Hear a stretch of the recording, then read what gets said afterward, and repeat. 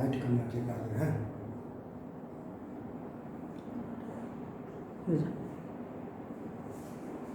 सुप्रभातम सर्वेभ्यः छात्र छात्रेभ्यः सुमंगलम भूयात्। आज आप लोगों के समक्ष संधि रूपी संदेश लेकर प्रस्तुत हूं। संधि का अर्थ है मेल, मिलान, मिलाव, जोड़ना। संधि परस्पर दो वर्णों के आपस में मिलने से जो विकार उत्पन्न होता है उसे संधि कहते हैं। परस्पर आमने सामने एक दूसरे के समक्ष, तो परस्पर दो वर्णों के आपस में मिलने से जो विकार उत्पन्न होता है उसे संधि कहते हैं। जैसे आ और आ मिल करके आ होता है, तो परस्पर आ और आ दोनों मिल करके आ विकार उत्पन्न हुआ। मिल करके विद्यालय, विद्या जोड़े आलय बराबर विद्यालय। विद्या आलय यह विच्छेद हुआ, अलग अलग। और जब दोनों को हम जोड़ देते हैं यानी संधि कर देते हैं तो यह एक पद हो जाता है, मिल जाता है। तो यह संधि पद और यह संधि विच्छेद पद, यानी इसको संधि कहते हैं, इसको संधि विच्छेद कहते हैं।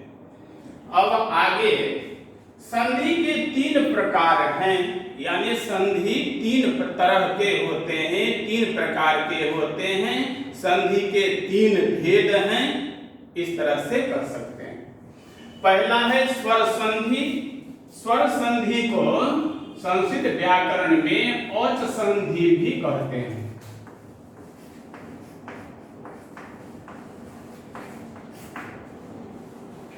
स्वर का औच, तो स्वर संधि, औच संधि, व्यंजन संधि, हल संधि।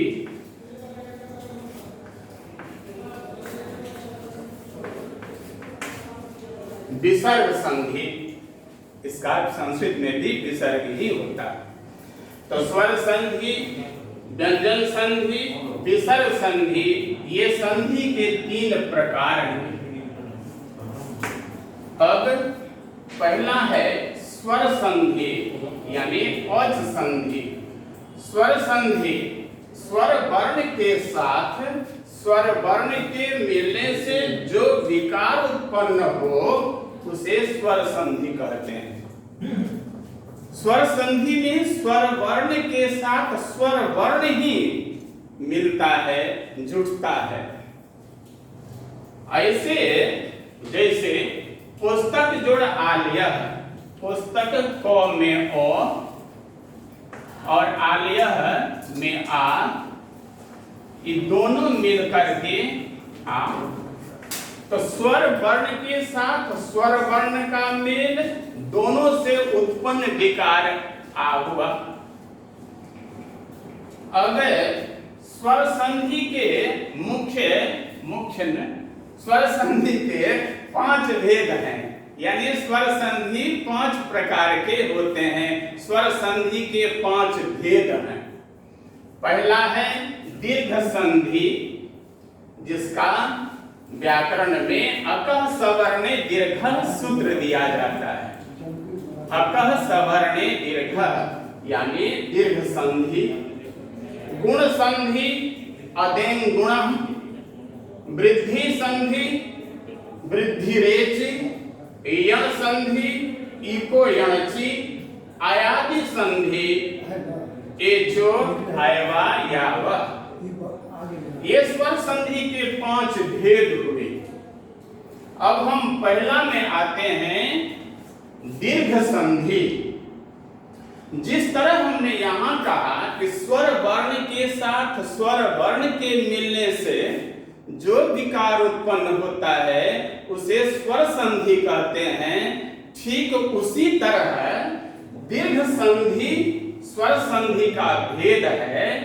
तो यहाँ दीर्घ संधि में स्वर वर्ण के साथ, स्वर में ह्रस्व वर्ण के साथ ह्रस्व वर्ण या ह्रस्व वर्ण के साथ दीर्घ वर्ण या दीर्घ वर्ण के साथ स्वर वर्ण या दीर्घ वर्ण के साथ दीर्घ वर्ण के मिलने से जो विकार उत्पन्न होता है उसे दीर्घ संधि कहते हैं।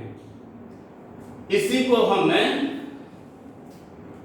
इस तरह देखेंगे कि ह्रस्व के साथ ह्रस्व वर्ण और जोड़ा और ह्रस्व के साथ ह्रस्व वर्ण के मिलने से विकार हुआ आ दीर्घ है। अब राम जोड़ आयनम, मो में और आयनम में और दोनों मिल करके विकार उत्पन्न हुआ आ दीर्घ कहलाता है। तो रामायणम,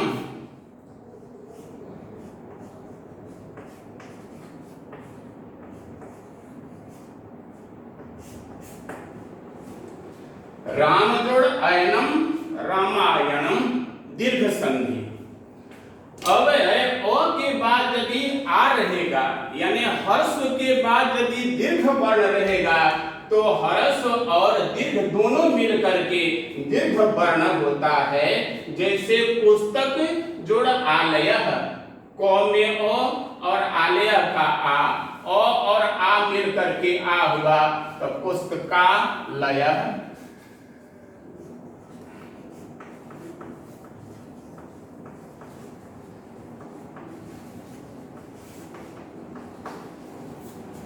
पुनः दीर्घ वर्ण के बाद यदि ह्रस्व वर्ण रहेगा तो दीर्घ और ह्रस्व मिल करके दीर्घ वर्ण निष्पन्न करता है, विकार उत्पन्न करता है।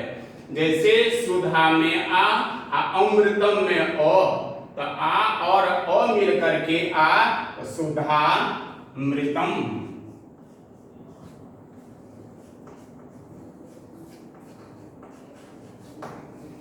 अब दीर्घ वर्ण के साथ यदि दीर्घ वर्ण रहेगा तो दोनों मिलकर के दीर्घ वर्ण ही विकार उत्पन्न करता है, यानी आ ही होता है। अब विद्या में आ आलय में आ और आ मिलकर के आ विद्यालय।